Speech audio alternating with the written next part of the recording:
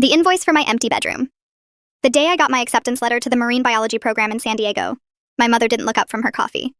She just reached into her planner, ripped out a page of scribbled notes, and slid it across the kitchen island. She looked at me with cold, calculating eyes and said, "If you're going to waste joining the family law firm, you're on your own. This is the estimated cost of your room and board for the last 18. Do not contact us until you can settle the account." I walked out that morning with one duffel bag and $65. I lived on a cramped, rusted houseboat for the first 9 months, working midnight shifts at the docks, studying oceanography under a battery-powered lantern, and surviving on canned tuna. No birthday cards, absolutely nothing. When I tried to send a letter for Christmas, it was returned to sender. They had sold our childhood home, retired to a gated community in Hawaii, completely and erased forward 13 years. Now I'm the director of a major oceanic institute, holding 2 multi-million-dollar grants.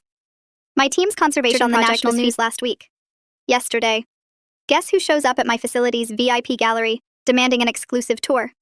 They stood there, dripping in expensive jewelry, acting like proud, supportive parents, smiling, pretending they hadn't left their teenager to drown in debt.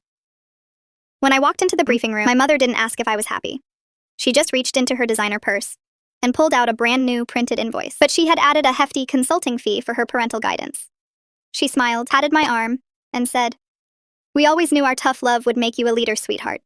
Now it's time to pay back your founders. We'll take 1.8 million, call it even." I looked at the invoice, then looked at the absolute strangers standing in my laboratory. I didn't raise my voice. I didn't show an ounce of pain. I just walked over to the glass, dropped the paper inside, and watched the salt water instantly dissolve. I looked her dead in the eye and said, "The account is past due, and I just wrote it off.